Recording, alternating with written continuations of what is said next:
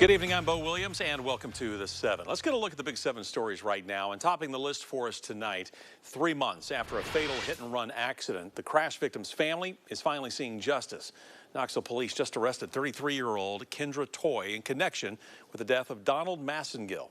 Now, it's been 3 months since she allegedly fled the scene of a hit-and-run. 54-year-old Massengill died after his motorcycle was rear-ended by a car on Western Avenue. Massengill's family has been waiting for this moment for a suspect to be in custody. But Donald's wife tells us she wasn't contacted by the sheriff's office about the arrest. We're told she learned of this critical update in her husband's case while looking at the Knox County Sheriff's Office website. Still, she says the only thing important right now is getting justice for her husband. Donald was a great person. He meant the world to me. And as I said before, he treated me like the queen that I am. I didn't have to want for absolutely anything. He meant the world. He was a great person. Kendra Toy, the woman police have now identified as the driver in that March crash, has been charged with vehicular homicide, reckless endangerment, leaving the scene of an accident, and driving under the influence. In the Vol community, grieving tonight, former Tennessee Lady Vol basketball star Nikki McCray-Penson has passed away. The two-time All-American was first diagnosed with breast cancer in 2013. Rutgers University, the school where she served as an assistant coach last season, confirmed that the VFL has died at the age of 51. The Collier, Tennessee native starred for the Lady Vols from 1992 to 95 under Pat Summitt, helping win 3 regular season titles, 3 SEC titles, and making 4 NCAA tournament appearances. McCray-Penson played professionally for a decade before becoming a coach, most notably serving as the head coach at Mississippi State. According to Women's Basketball Hall of Fame President Dana Hart, she made an impact on just about everyone she met. I think for Nikki, she was an inspiration to anyone she met. It was faith, it was family, and it was basketball. That's really who she was. Such a positive spirit, such a positive person. I think that's what resonates with me with Nikki is she was always positive, and that beautiful smile. Just a radiant smile whenever you saw her.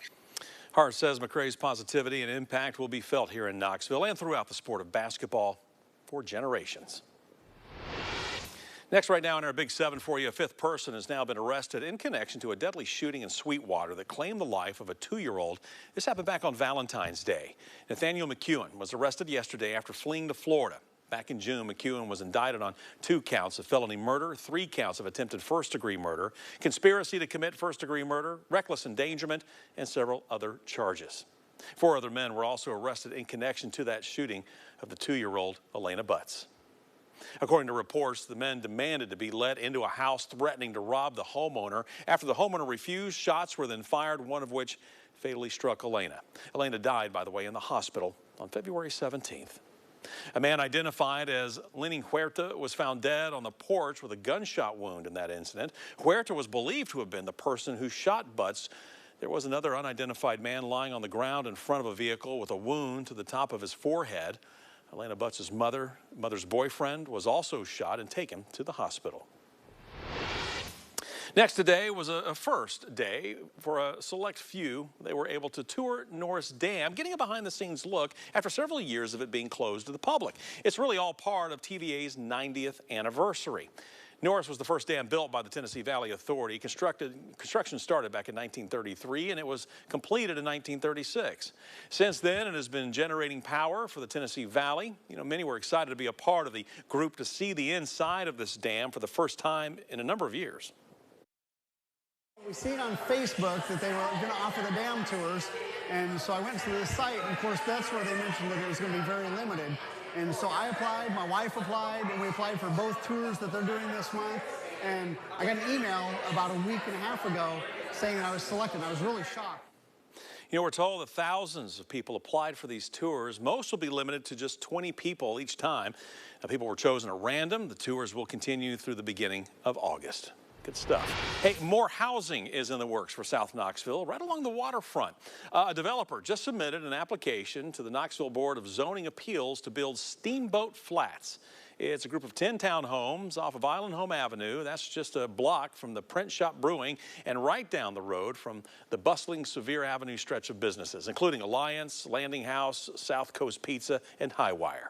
Now, we took a look at the zoning application for Steamboat Flats. It included these renderings and blueprints for the townhomes. Each home will have 2 bedrooms, 2.5 baths, a second-floor balcony facing the river, and a first-floor garage. The city will review the zoning application later this month.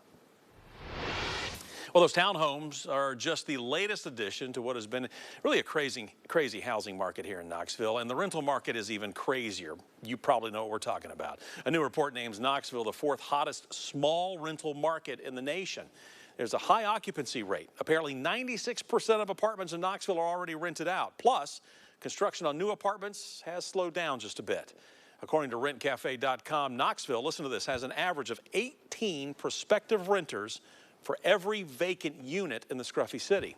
That's more competitive than any other rental market in our region. The report shows that Nashville has 9 prospective renters for every vacant unit, which matches the national average. Chattanooga, by the way, is right behind them with 8 prospective renters for every vacant unit. Final Big 7 story for you tonight. Medic Regional Blood Center needs your help. The blood provider has a critically low inventory of O-negative blood right now, less than a 1-day supply, we're told. Due to the high holiday demand, O-negative is critically low across the country. Healthy donors are encouraged to donate as soon as possible to help stabilize the blood supply. O-negative is a universal blood type, so any patient, anytime can be transfused O-negative blood. So if you don't know, if you're in an accident and the paramedics are not going to know your blood type, they can transfuse O-negative blood and that be safe for you. Once you get to the hospital and they do some blood typing, they can figure out your blood type and they're going to give you your specific blood type. But until that point, the safest blood for you is going to be O-negative.